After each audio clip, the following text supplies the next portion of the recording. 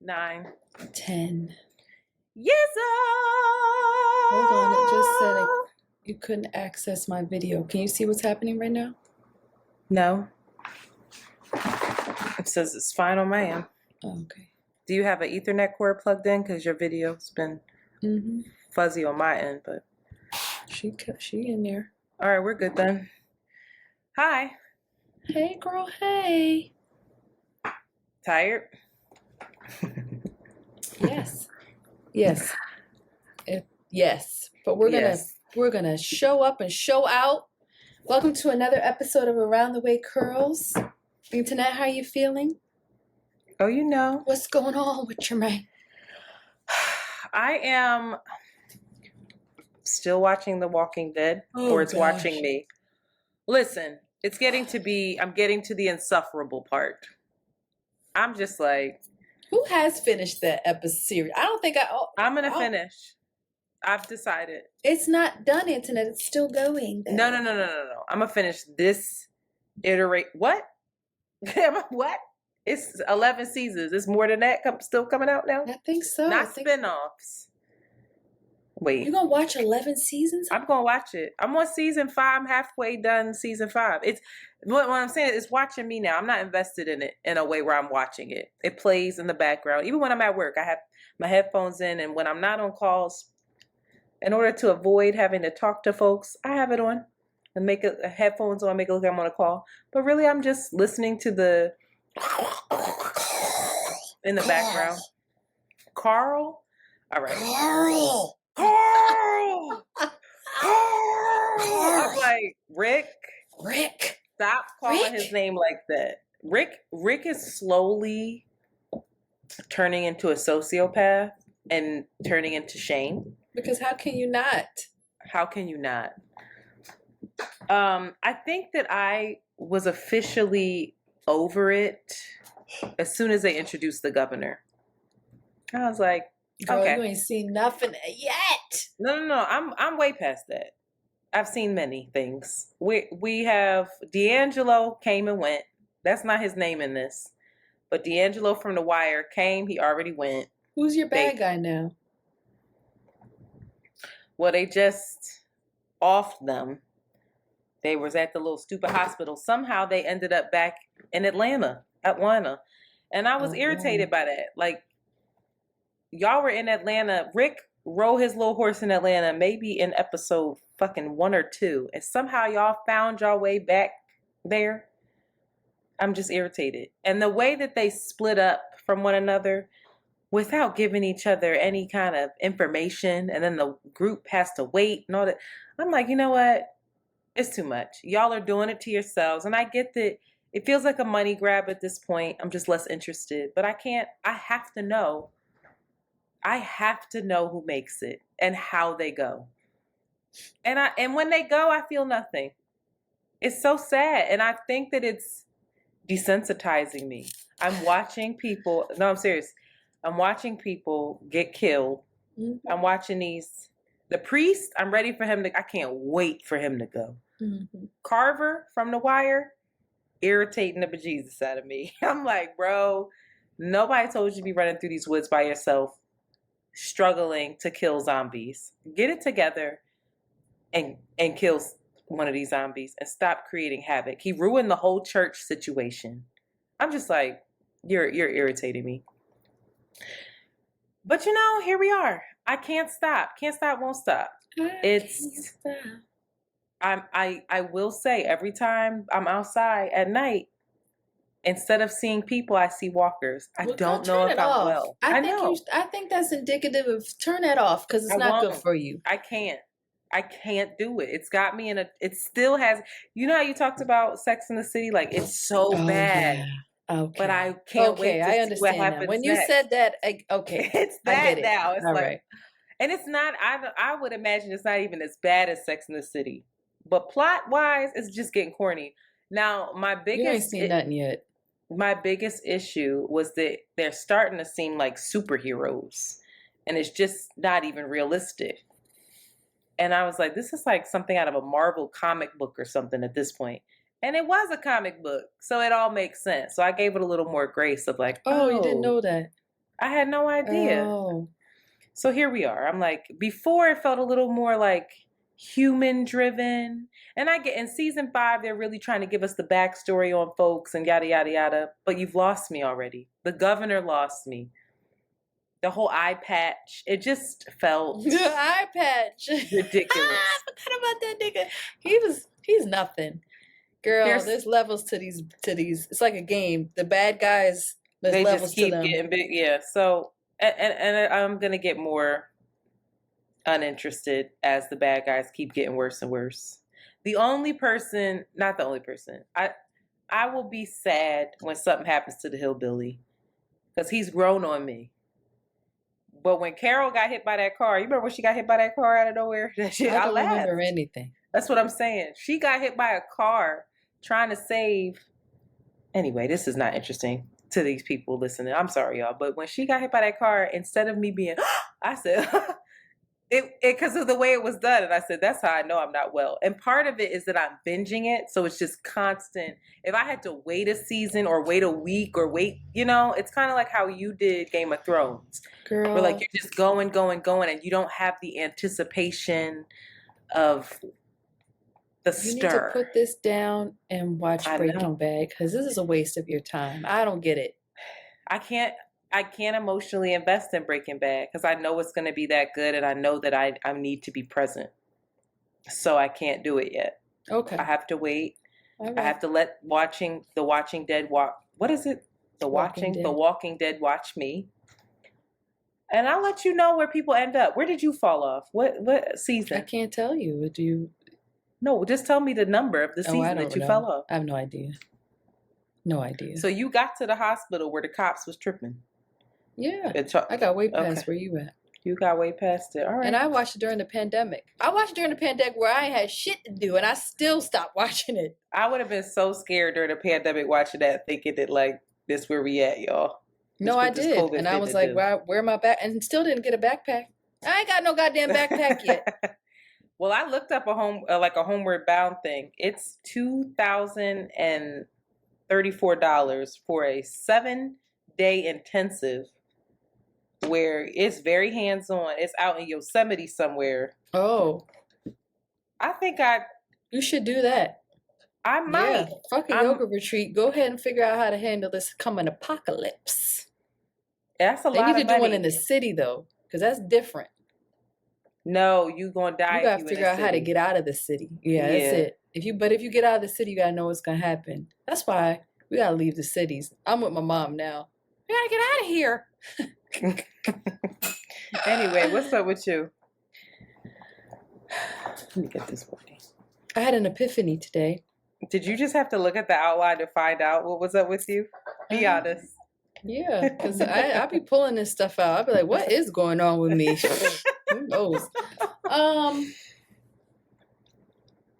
I am super excited to date multiple people.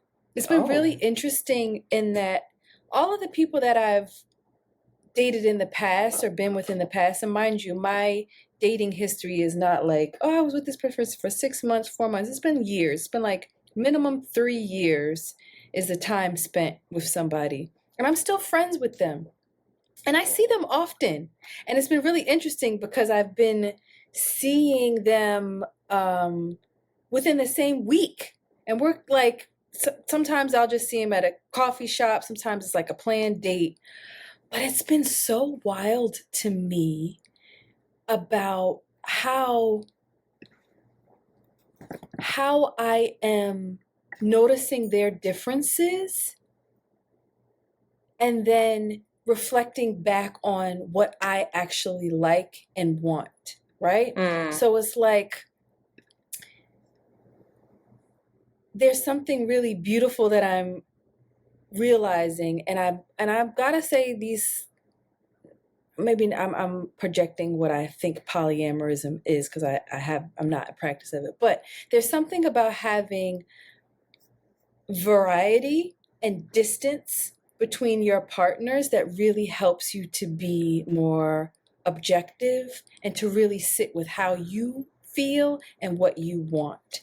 And I also don't have the same expectations from these people that I did before. So I think that is helping me a little bit. But when I really start going out there and dating again, I feel like right when I'm find myself about to go into that sunken place with them, or like I really, really like them and I want to lock in, I'm going to make sure I go on a date with 2 other people to get some variety and to be really sit with like, do I really like this person, or am I getting attached in a way that I'm actually losing perspective and I'm making up a story that's not really true? Because in my visits and in my time with, my exes over this week, I'm like, oh, this is clear as day. Like, our dynamic is clear as day. It's really clear where we click and where it's awesome. It's really clear where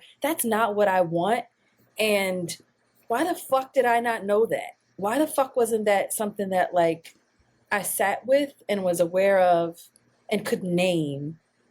So I'm just setting up my dating strategy until I like a nigga, and then all of this is through the wind, and I know that to be true. But I'm gonna remember this day. Like, y'all need to play this back.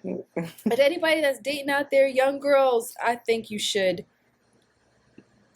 there's something really to dating multiple people, and just because you like somebody and you're compatible doesn't mean you shouldn't continue dating, because there's something about that distance and that variety that really is like, oh, okay. What interesting. What is this? What is this thing that I'm wanting? What is this thing that they're providing? And what aren't they providing that this other person does so readily? Anyway. I feel like that might be the reason why so many people are single, but I could be wrong.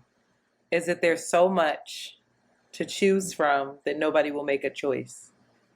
For me, it's not about choosing. It's about sitting with what I like, with what I really want. Versus, that makes sense. Is there something else better out there? It's more like, what do I really like? And more importantly, what story am I making up about this person that I do like that may not be really true? It's interesting that you were like, you're just going to go on 2 or 3 more dates. You could just get dates that easily? That's how it worked for you? I am not dating anybody. I'm basically just dating my exes all over again. I'm kicking it with them. And you get on my nerves. But it's different. It's very different. It's wonderful. I'm enjoying them even more, and I'm seeing my own dynamic through them more without the clingy and the expectation and like, this has to work and we're gonna do this and it's wild right now, and I kind of love it for myself. So shout out to y'all. Y'all know who you are, and everybody listen knows who you are as well.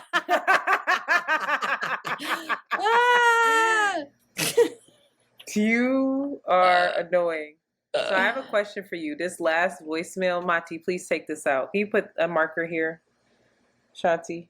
This last voicemail was marked unread on the Google Voice that you picked, but it's the right number. But you can't, or it doesn't show as if you listen to it. So is it the right one? I was listening to you, but I was trying to grab the voicemails at the same time. But I don't know. And I don't know how I feel about all these voicemails now, because I don't want to go back and forth about this. Maybe we just let the people say their shit and just be like, that's interesting. We're just commenting on their thing versus us. Well, I haven't heard them, so I'm going to see what they say. But I don't know. Need to get the question, right. I have no idea. Let me see. Giving too much. 40. Hold on. Let me just look at this real fast.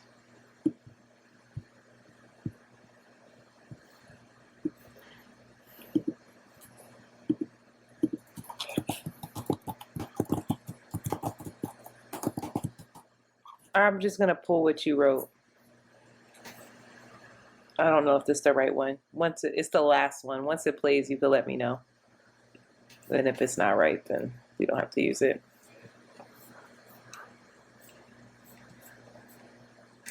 Hold on. It's downloading. Okay. Give me 1 second.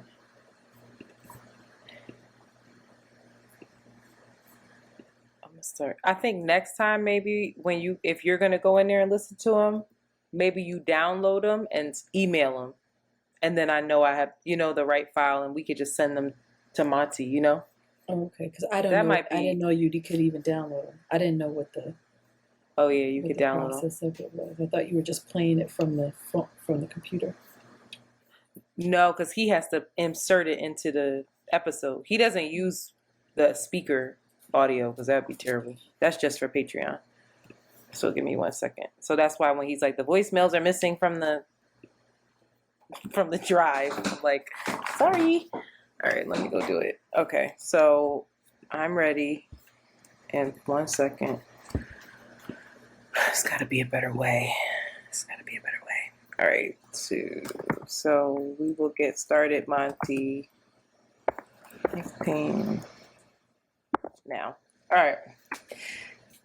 Voicemails. Y'all, it's a lot of voicemails this week about last week's Mrs. topic.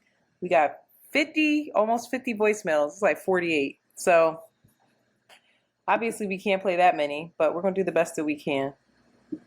Did these not send? Okay. So the first one up is here. Not about Ebony. Hey, Antoinette. Hey, Shanti. I never thought I would call into this show. I see Ebony. It's the wrong one. I hate this so much. It just gives me anxiety. This is the right one. Ready? All right, Monty. I'm sorry. 17 minutes in. It's anxiety. Set. Hey, ladies. This is Chef calling. I just wanted to make a quick statement, and kind of give myself some grace, and just hold two things at once, like you guys always say. I'm going through a transition in my life where I'm finally happy and I'm comfortable and I feel mentally okay, and I feel like I'm ready to take the next steps. And I've been with someone for 6 years and had been begging her to get healthy, get mentally healthy, get physically healthy, like literally begging her. And I'm now in a space where I just can't keep holding on to this person who clearly doesn't want to grow and make any forward progress. And now I'm being told that I'm the bad person, and I just wanted to know if you guys had any words of wisdom on how to deal with the situation where the only thing you've ever wanted is for your partner to be healthy and they don't want to be. So you make the decision to move on with your life. How do you deal with that when they're making you feel like a terrible person?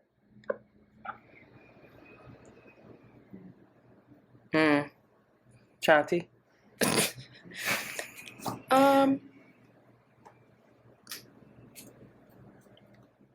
Either way, you're going to be filled with shame and guilt and really hard feelings that you have to hold and carry. Do you want to have those feelings because you are being sacrificial or betraying yourself for somebody else? Or do you want to have to hold hard feelings because you are being true to yourself? There's no escaping holding and having and experiencing these feelings of shame, guilt, and sadness and sorrow and grief. But I think it's a decision that you have to make around, I am going to experience these and I'm going to go to the other side for myself, or you stay and feel obligated to somebody else and trying to like trying to relieve somebody else of or try to absolve yourself from being like the bad guy to them, but then you end up sacrificing yourself and you're going to feel bad anyway. So yeah, it's going to be hard anyway. I say do it for yourself, and be really clear that your responsibility is not to make that situation easier for the other person either. She's going to have to hold hard feelings as well, evidently. And it's not your fault, so don't let her gaslight you into thinking that, which it feels like she's projecting stuff onto you. Maybe it's all hard, and I know it's hard, and I'm sorry that it's hard, but I don't think there's any escape in the hard conversations and the grief that comes with seeing something and choosing something different for yourself, even at the expense of losing someone that you love very much. Yeah, I think the tendency is to,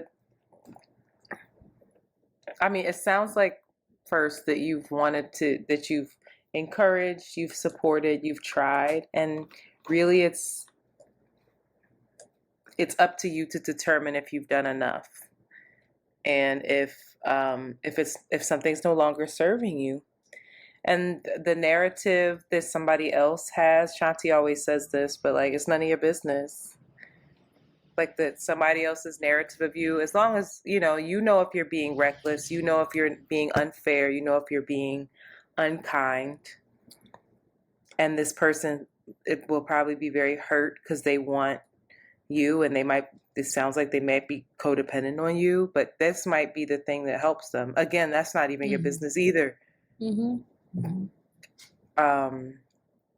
Only you know if you've done enough and if you've exhausted all possibility of all possibility there.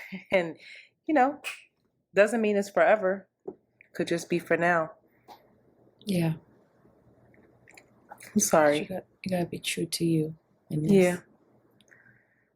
Easier said than done, because I don't do that. Really so hard. Very hard to do. All right, next up. Hey, Antoinette. Hey, Shanti. I never thought I would call into this show. I see Ebony K has everybody going. I don't know. I've heard the clip. I wasn't offended by the clip that I heard, but I did try to look up the original clip, and I went and I saw a whole bunch of high value men saying, "Oh, Ebony is finally saying Kevin Samuels is right," and a bunch of other people on the other side upset. And I think I kind of understand what's happening here, right? I heard you debate, and you sounded really hurt, talking about how your value as a human isn't tied to your marriage prospects or having kids. And I agree with that 100%. But Ebony never said that, right? She was very specific in her speech, and she talked about specifically in the marriage market, due to society and how things are, Black women's values decrease as we age, specifically in the marriage market. So why is it that so many of us heard that clip and automatically made that association to our work as a human being when she didn't say that, right? You made that argument, but you were arguing with something she didn't say. And I'm attaching it to all we had to do with Kevin Samuels during the pandemic, right? And all the high value men. And I think that's why, right? And on top of that, right, he'll just come out talking about why he doesn't date Black women. I heard it all my life. And, the talks about how Black women are the least desirable of the races. And so I think with Ebony was just speaking from a very pragmatic point of view on what we're dealing with as a society to young women, right? I mean, if she really meant what everyone's saying she's saying, then she would be saying that she's valueless because she's older than me, Antoinette, and she's single and she's going through the IVF process alone. But I don't think that's what she's saying. She's just being realistic and telling people what it is that we're dealing with. So I think I'm coming to the end of my 2 minutes. So I wish you all well. Have a good one. Bye. I think that's fair. Yeah. I think that's very fair. I think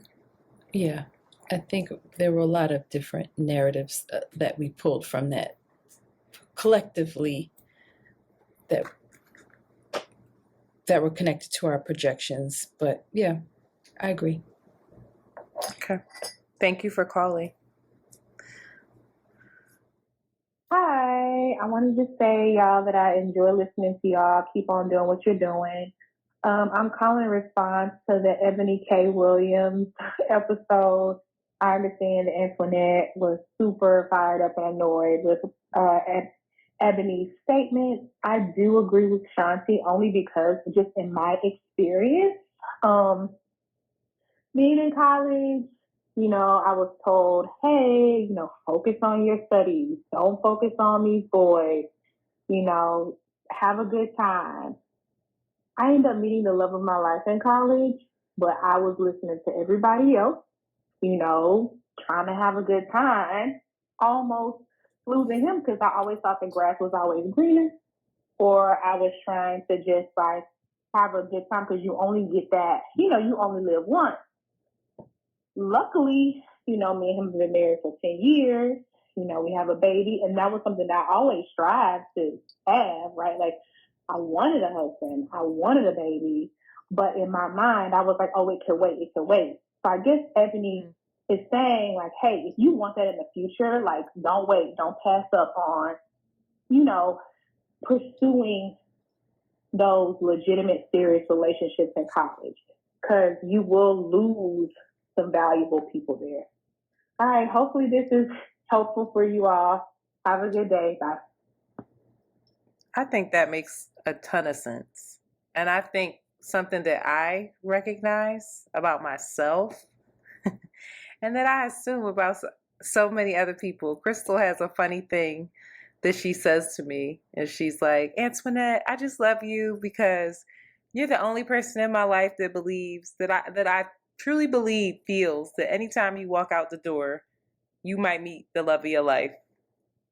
And like, I think I'm going into it because I never go into anything. I'm just having fun. I'm not like, if it is that, then I can accept that. I can recognize that now.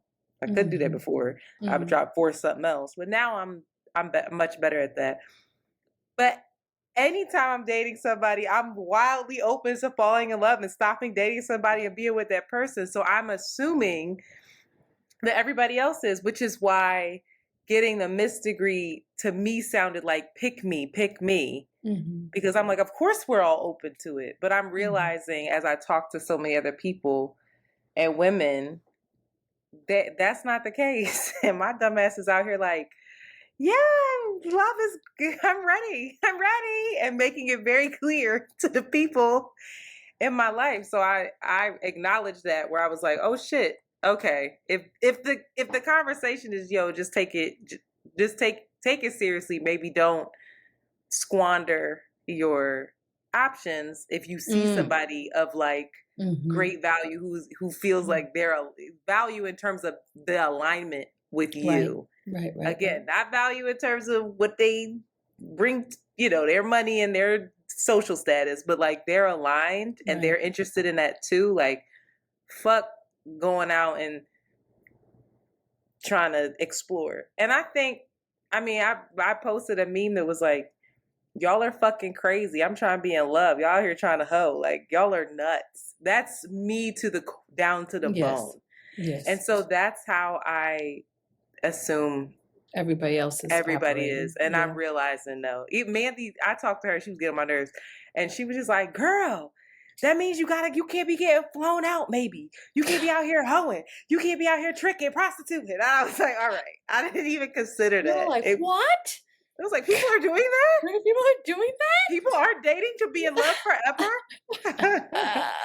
So that's my naivete, honestly. Yes, naivete. I love that word. Shout out to you, girl, doing it. Bye, Shanti. Shout out to that girl, though.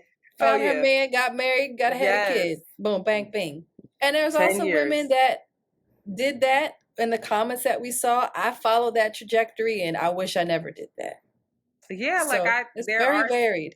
Certain things that there are some choices that I made with the hope that it would pan out that I have deep regret around, with the hope that it would result in this marriage, children, nuclear thing that I'm like, girl, why you do that? I wish you would have dated. Girl, I wish you would have. Because do that. This, in the same respect that, like you're saying, it's interesting that you're like, you could see it because you're like, even still 10 toes down. And even when I like somebody and I think I really like them, I'm going to go out on other dates to make sure I do. It's like, because I lock in similarly. No, girl, you know my pattern. I'm locked in. We together. We're in love. We're in love. And we're together for 5 years. You're not like that on like the third date. I'm like that on the third date where I'm like, I can imagine my whole life. No, but I'm like, oh, we're gonna like, I'm locked in. We're like doing this thing. There's no room or no possibility for anything else. Because maybe I'm not as romanticized as yours, but the goal is we're gonna be together. And we're going to be obsessed with each other. And we're going to be in love. Anyway. Tricky. All right, last one.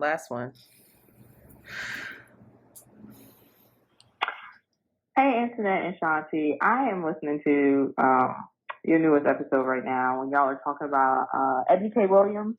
And I'm just here to say that Shanti, you gave her a lot of benefit of the doubt because she was absolutely telling these young girls to go out here and get chosen. That is absolutely not the business. We are not going to school to get chosen by no man. We're going to school to get this good education so we can get our life on track, so we can do good things. And then if a man just happened to come along, then maybe that's what it is. Like I couldn't believe she just said that, especially when she was like, as Black women age, our value goes down. My God, is that how you feel about us? Like, I don't think that that's true. I think that Black women age like fine wine. Like everyone says, like we look beautiful as we age. We get that nice salt and pepper. We're able to bear children and do it successfully if we take our time and wait a little bit longer because we're more financially stable, we're more mentally stable, spiritually, all the things. Like things I feel like pushing a young Black woman to get a man along with her degree is a little bit too much to ask. But that's just how I feel on the situation because I thought that was crazy when I heard the clip. But also, I just want to say that I love you guys. Y'all are great. Antoinette, I need you to believe in yourself a little bit more. Me and you, sometimes I be resonating with your self-doubt stuff. And let me just tell you, just do it. I know you always say, y'all call and say to do it, blah, blah, blah. And I'm not receiving it. I need you to hurry up and receive it because you have so many good things going. And that's just from someone on the outside looking in that I feel like could flourish into so many bigger things if you believe in yourself. And Shanti, the same thing.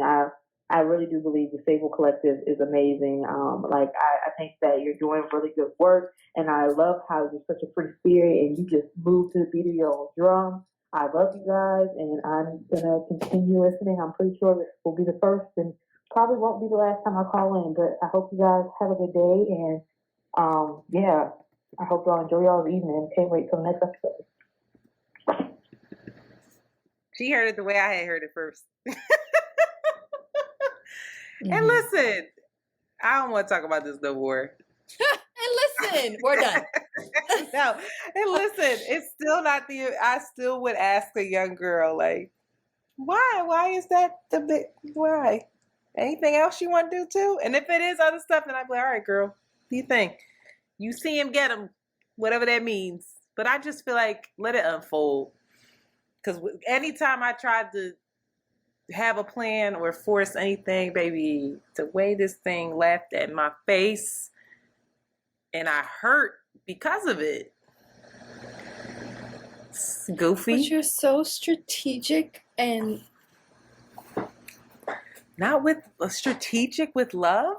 No, but you're so not. Strategic and pragmatic with every other part of your life. Am I, or am I just organized? I don't know that I'm strategic. I think you're pretty. You going from high school to being an RA. Yes, you're strategic, and strategy organization has to do with strategy. But I don't think strategy has nothing to do with love, and I think that's the where you difference between you two. Yeah, that's what I think. I think that's where we may have. I just think open. I think just Ebony openness and vulnerability does.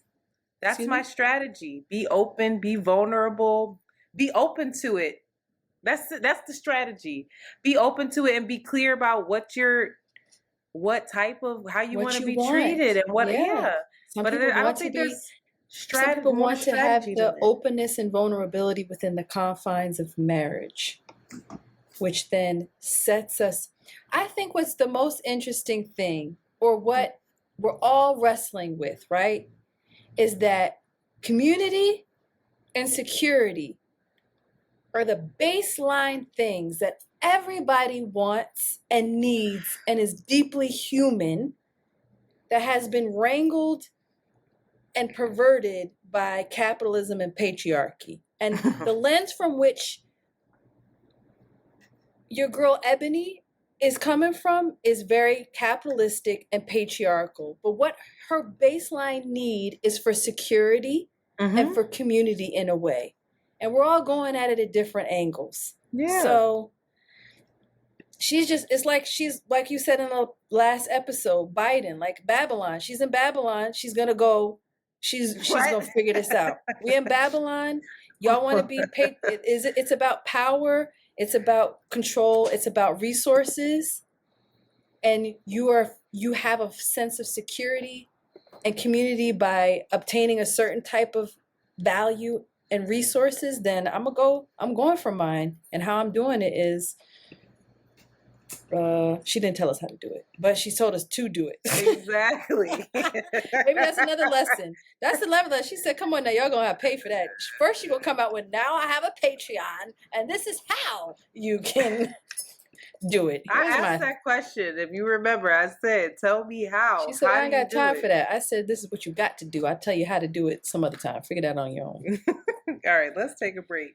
All right, y'all, this Ebony K. Williams Miss Degree is over. Don't talk about it again. We're done. We're not talking about it no more.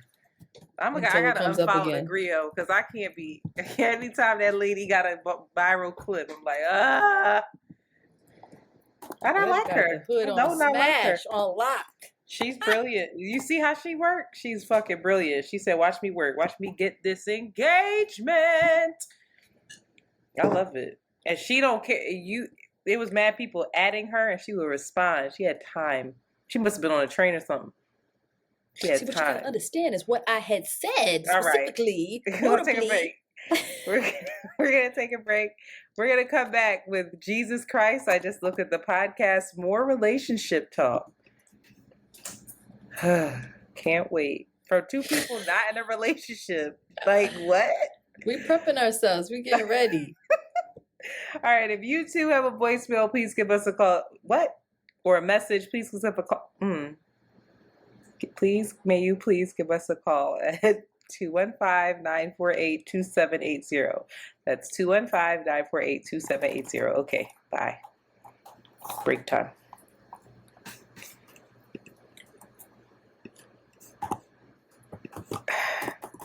I'm gonna start. I'm about to. Never mind. We recorded. No, I'm about to. With this, I'm sure. I feel like you might catch it. I'm so curious of what you gonna say. You might catch it for your take on that last one. I would be if I catch it for my take on that last song, I'd be like, all right, y'all don't want to agree with me, and that's fine. What are you But talking about? the About biracials, where you said something about because they, I'm nervous. I'm like, we'll see. here we go. But I love it. I love it. Whatever. I love you. Cause the way you say it, you can't be mad. It's a master class that I have not learned yet. But you We ready? somehow get your point. Oh, you so sick of talking to me. I'm really tired. I am. Me I'm very tired too. of this. For some reason, this episode, this things, I'm ready. I don't feel like talking anymore. Sorry, Patreon people, but we're humans, and sometimes you don't feel like going to work, child. Ready? And we're back. So Beyonce, there's a viral clip going on. Do you want me to intro this? Is you tired or Go ahead. There's a viral clip going on. Shanti put this on the podcast as the outline as the main topic, and I'm like, oh shit. It's old. Beyonce is so young in this clip. She ain't probably not even 30 yet. And it's Jay-Z's birthday. And the way I know this is from BeyonceWorld.net back in the day. And they were on a boat. And she invited a whole bunch of his friends, and she was toasting him, her little young self. He still had a low-cut Caesar. And he never had deep waves. I don't know why she even said that, but he had his low cut. She was toasting him, and she said, "You taught me how to be a woman." And the internet erupted. They said, "What? What, Miss Carter? We did not burn our bras for no reason. A man teaching you how to be a woman is crazy." That's the tweet that got my attention. And then I saw the little clip of the video. And that's not all she said either. I've seen this toast. But that is a part of it. So Shanti, you have questions. Don't disrespect Beyonce. I see you. You taught me how to be a woman. I was 20 years old when we got together. You have done so much for so many people, not just me. And there's no way that I could repay you for what you've done for me. And I just want to give you everything. Is that verbatim? That was pre-lemonade, dude, child. So that was like that's she's 20 something. It looked like. Yeah, this is not a conversation around Beyonce and Jay-Z, because we know that the girl done changed her mind about some things a little bit, and we know she probably taught him how to be a man for real. Hello. But I think what is interesting to me was how everybody responded to that. Mm-hmm. And that question of the audacity of her to say that,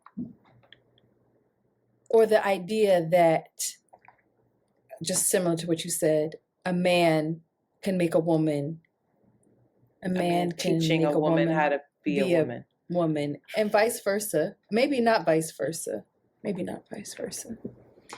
But I feel like, how do you enter a relationship? How do you enter relationships? Should you enter a relationship under the space of, this is a classroom, this is my teacher, I'm their teacher as well, this is a possibility for growth, and there is an openness and an inevitable lessons are going to happen, and who's qualified to be your teacher, I think, is the question. And why, where is this disdain or this idea that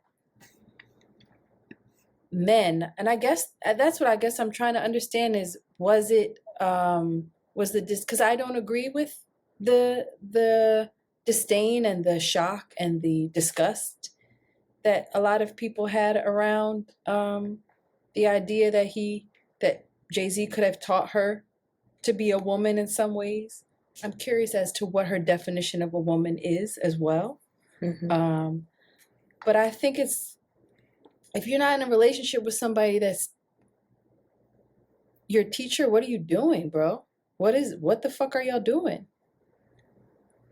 If they're not growing you, and maybe growing you an identity of womanhood, or is not the lane or the lens that you want to, use. But I don't think that is crazy or wild. Naive, maybe, for young B at that time. Or vulnerable, tricky. You're leaving yourself open for a lot of pain. But I feel like every single partner that I've ever been with has helped create the woman that I am to this day. I don't want to interrupt you, so I'm listening. That's it. Yeah, you already know I ain't disagree with this take. I looked at this and was like, ain't nothing wrong with what you said. Shut up, y'all. Listen, I don't know if I would call my partner my teacher. I don't know if I'd say that. No, that's still my partner. He's somebody I'm going to learn from, definitely. But I don't know if I'd like give them the teacher title. He's somebody I'm going to learn from. You. And who are you qualified to learn from? Everyone and anyone. You learn from Joe. You learn from Joe's dad still, period. You learn from your mama. You learn from everybody. Like I learned from everybody. I think the issue that people had was not about learning. It was about how to be a woman. The woman part of like, how can this man teach you how to be a woman, miss?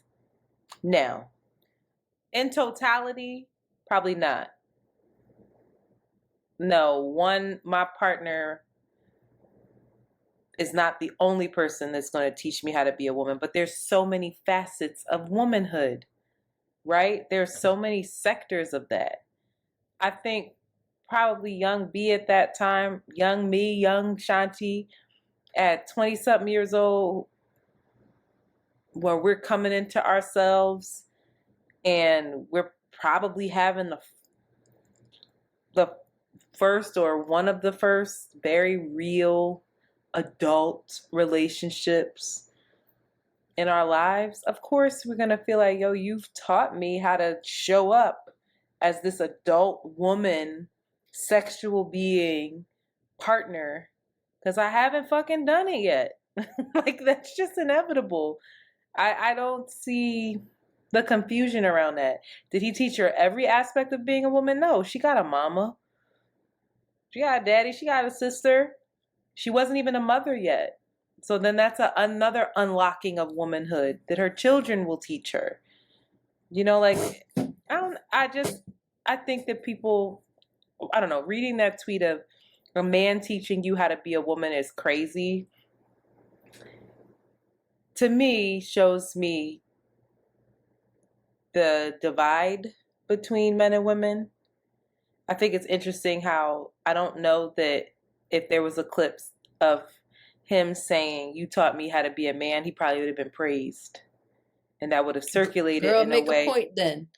That would have been circulated. That was the point you just and people would have been like, wow, mm-hmm. Jay really grew up. Jay really this. But we cannot deny the dynamics of patriarchy. They're real.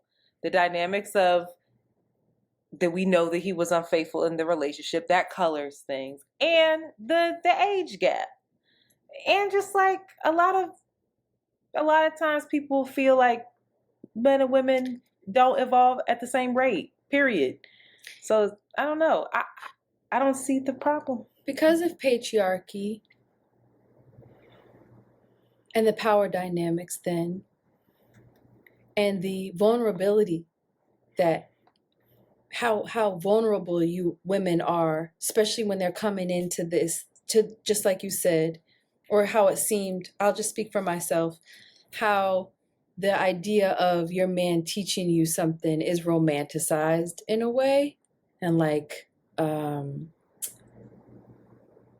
being so open I definitely went through my Hotep era where it was like, yeah, they got a lead and they, Same. more, and this submissive role is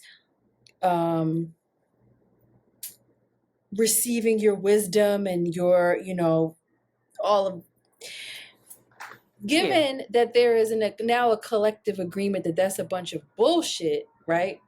And often leads to being taken advantage of, exploited, and hurt. How do you balance, how do you hold those two things at once of like, yes, your person can teach you, but also not at the expense of, not under the power dynamics that exist. How can you be taught, how you can be open, especially with the dynamic of a man and woman, without it being exploitive? I feel like now there's like this collective, women are collectively defensive. Mm-hmm. Women are collectively scorned. Women know, like, I know what the fuck you're capable of, not never. You could never. My daughter's not going to be open to that, which then becomes this resistance, which I think men are reacting to as well, that we see. How do we stay open? I think we have to recognize, first, I think there's a self-awareness that we have to have. There's a difference between a man valuing you and teaching you, holding your hand and guiding you through something, versus you're on your knees looking up in awe of a man, and he's telling you how to be. Power stuff, yeah. That is what I think you and I have both experienced in our Hotep eras. And the power dynamics were very clear, right? And we had no business, they had no business, rather, even being around us with the age gap, with all the gaps. It was gaps.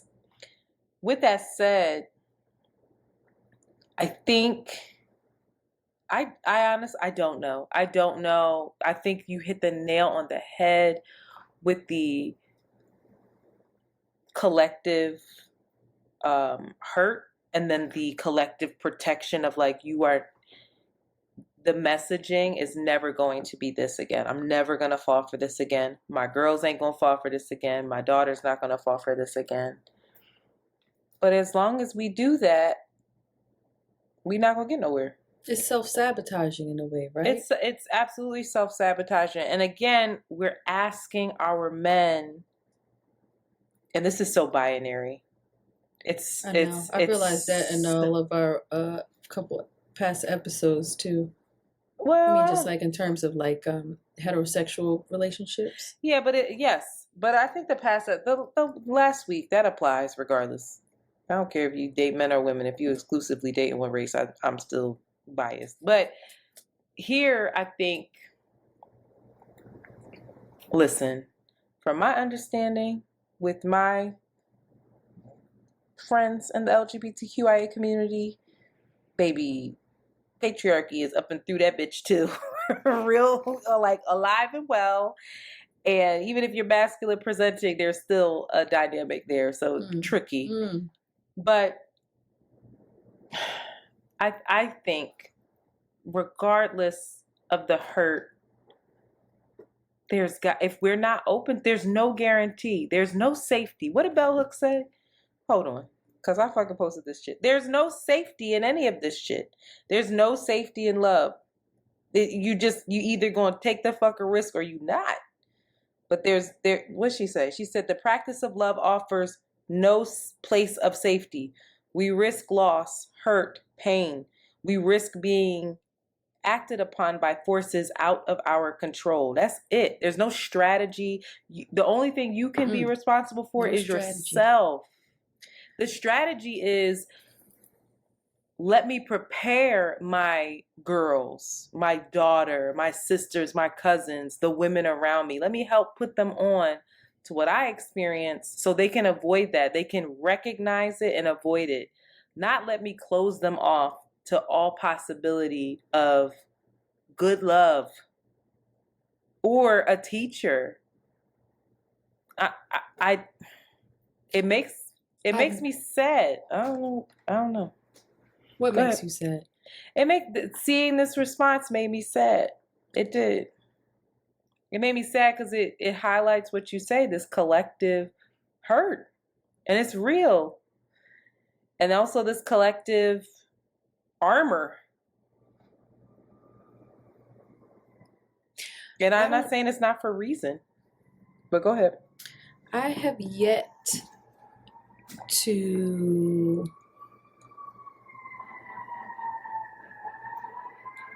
by the women in my life, I have yet to, older women in my life, have yet to be advised by them in a way that is not with them projecting their hurt onto me. I don't know what it's like to be advised by an older woman in terms of like what you just said, how to protect them or give them, prepare them for what's possible without it sounding like, without it feeling that there's fear involved, that there's still hurt from them and anger. I don't know how to do that for Jolie, I think. Really? I think I project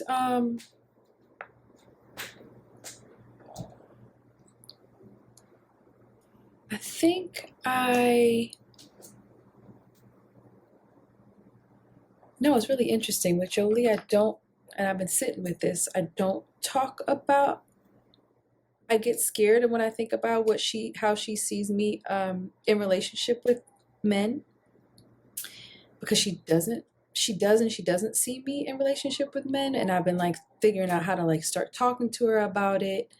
But I feel very hands off in a way too, that I'm not, again, preparing her for, even the idea of preparing somebody feels like armoring them. Armor. It feels like you gotta get ready. You gotta, be prepared for what's out there. Versus, I don't know what the alternative. What do you wish you would have heard?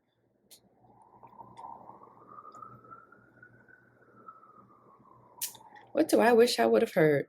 Give that to her. I don't know. I don't know what I have to sit with that. I wish I would have heard. I wish I would have, but I would reject what the fuck they have to say, because their relationship was fucked up. So my mom, which I did, I rejected what they had to say, because what they said and what was reality was their own relationships were completely opposite. So I was like, what do you wish you just? It doesn't have to be from your mom, or just the advice. I wish I would have heard. I would have been given more tools to inquire how I really felt about how I felt in being in relationship. Mm-hmm. You know what I mean? Had questions or had some type of something that could ground me in knowing how I felt. I feel like women feel really, really strongly in relation. We feel. It wasn't that I wasn't able to feel, but it's often negative. We're also gaslit into thinking when we're being irrational, or we're at fault in some way for feeling the ways that we felt. Like, I know I didn't feel good in some relationships, but it was because I wasn't showing up as a woman in a particular way. To even bring it back to Beyonce's thing, it's because I wasn't this particular woman. I felt taken advantage of or abused in some ways, and I wouldn't feel this way if I was a better woman. And like, he was the goal. He was the one that was he was the one that could identify the ways that I wasn't a good woman, and also it was through relationship with him that I could become a good woman. So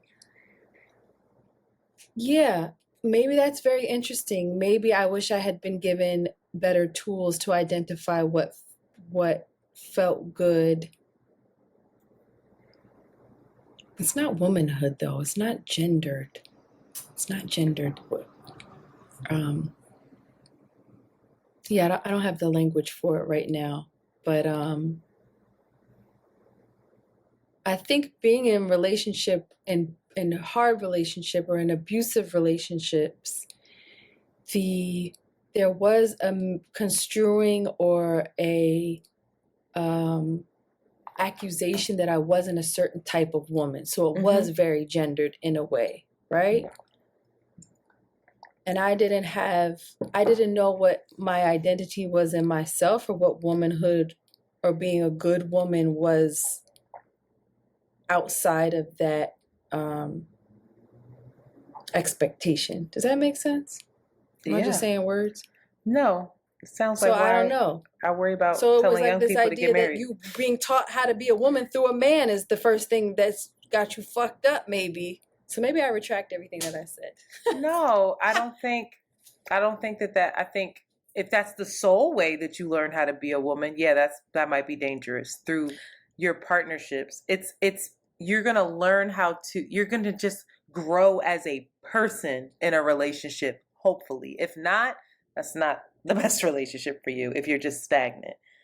I think something with Jolie specifically that we have to accept and know is that she has to experience some of this to grow. Sadly, Absolutely. you're not going to be able to protect her No. from all of this. Mm-mm.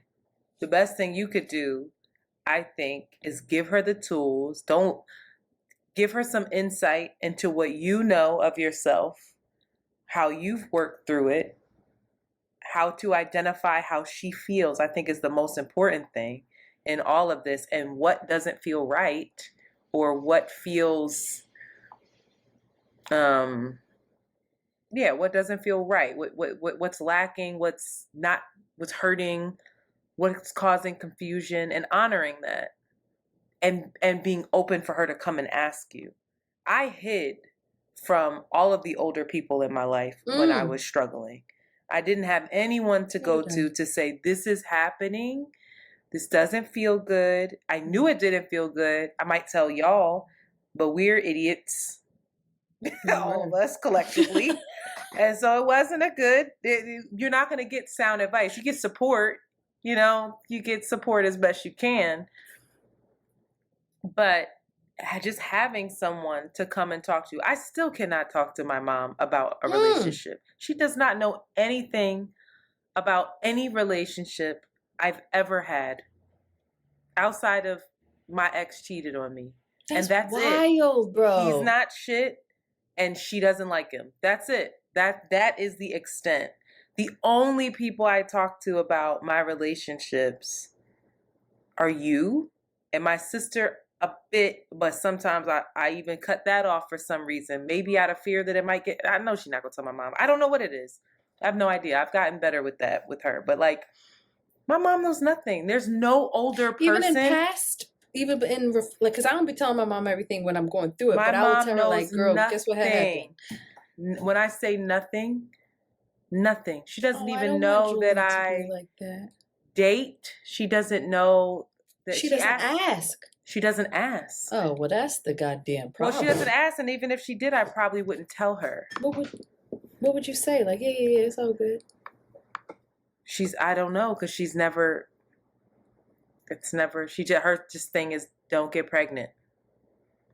And in her mind, I don't even think she thinks I'm sexually active at this point. She does not ask. She doesn't inquire. Oh, my grandmother asked me the last time I was with her. I was shocked that she even brought that up. She said, "This is none of my business, but do you want to get married?" And I just talked to her about, not about specific people. It's just, so there is no guidance. And if I'm being honest, I probably don't share it because I wouldn't trust her guidance. I don't trust her decision making, sadly, when it comes to relationships. That's what I'm scared of.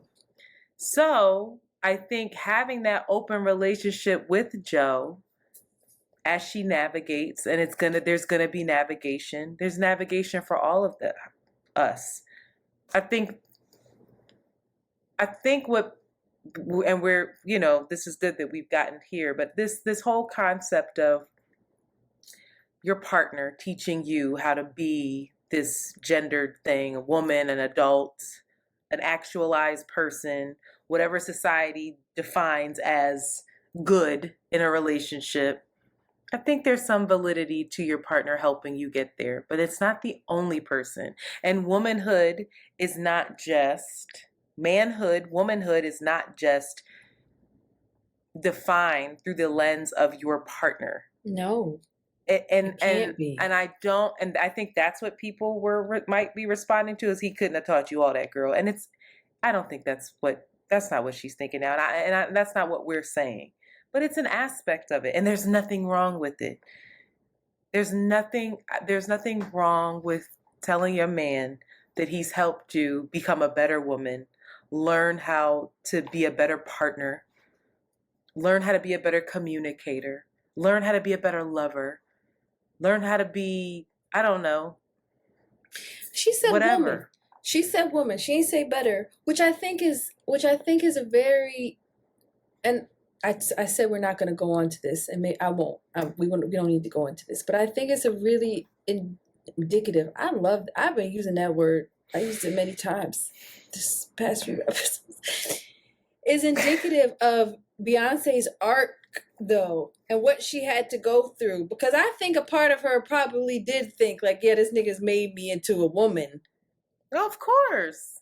A woman, not a better person. Yes, a better person, but also the ideal woman that she had in her head. And we can break that. Oh, yes, of course. I think that yes, as a young person, and we can break that down. But God damn it, if I'm toasting my man at his birthday, I don't want to have to be that fucking specific with my words. Okay? If you see me at a birthday party and I finally have a man and I tell that motherfucker, you taught me how to be a woman, I'm not going to be like, asterisk, better woman, better communicator, not just a woman in general. I already knew how to do that. I'm my own woman outside of you. But like, I'm not doing all that. Y'all can get off. That's why she don't talk to us now. I'm serious. That's why. She probably looked at that and was like, I'm giving y'all a fucking movie. And that's why I don't fuck with y'all like that now. Because y'all do this. And this is old. Leave me alone. Jasmine right now. I'm serious. I'm so serious. Are you kidding me? Leave that 20-something Beyonce in the past. But the main thing is, honestly, what we're talking about is the reaction to it and the visceral rejection of it. Again, let me see Jay-Z say, girl, you taught me how to be a man. Man of the fucking year. You know, bro. You tell me. We know that she did, though. See, because we actually know that. This is where I get off the Look boat. how she did. This is where I'm like, this is where us ladies can, and this is where people gonna probably get mad at me, say I'm caping, whatever. This is where I'm like, all right, y'all. That's not how it works. But there's also a dynamic to women raising up men and raising up boys and everything else. There's a lot of emotional labor that women do. I will never deny it. But how beautiful it is that a man might be doing that as well. And that possibility is something that we have to hopefully. Where my guru at? Where my guru at? Child. Yeah, and when we don't know how to act. No, when we don't know how to act. Look what happened on the goddamn. Who you talking to? Who you telling me to do? You're not even listening. When we get one, they got some goddamn sense. What we do, we objectify them. What happened on the damn town hall? Acting a rank fool.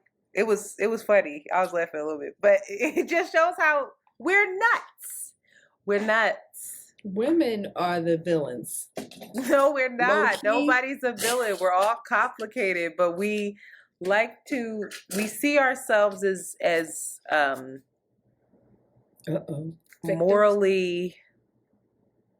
There's a moral hierarchy, and I don't necessarily disagree with it often, but I'm just saying, like, there's some room for us to reflect as well. Maybe. Kinda. Yes. Definitely. So, leave Beyonce the fuck alone. Leave her alone. Let that lady be happy. I was born to teach y'all everything that you need to know about humanity. What a beautiful arc. What a beautiful story. Seriously. Shout out to them. Devastated if they were to break apart. Keep it together for y'all. Y'all holding this world together, goddammit. Keep growing. Yeah, you know who else said that Will? Jada said Will taught her how to be a woman. Anybody breaking her head in? Y'all get on my fucking leave. She said that? Beyonce. Yeah, she said that years ago. She would never say it now on her damn red table. It was an essence. I remember because she had her curly hair out. It was, and I remember thinking like, that's what I need, dumbass. That's why y'all should listen to us. How to be a woman. Cause she They had said, her curly hair out. We ain't listen to y'all. It was an Essence cover, and I remember she was sitting looking at him like she was dominating him, but she was like sitting on top of him, but he had her arm behind her back while she was like her prowess was out, and I was like, and they were looking at each other's eyes. I said, "Oh, you could look it up, y'all. It was Essence." Well, anyway. Y'all, we appreciate y'all for kicking it with us on this episode. Ciao. And we look forward to another week with you. Thank you so much. And we are out. Bye.